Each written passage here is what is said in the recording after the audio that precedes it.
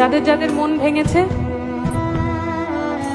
তাদের জন্য একটা কথা বলতে চাই যে এই তালাটাও ভালো, এই চাবিটাও ভালো, শুধু এই তালাটা এই চাবির জন্য নয়।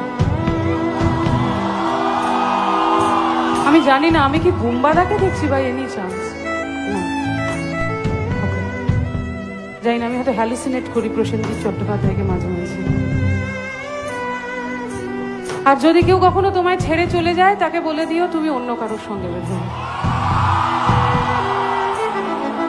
সবাই মিলে একটু গাই, একটু গাইবো তো?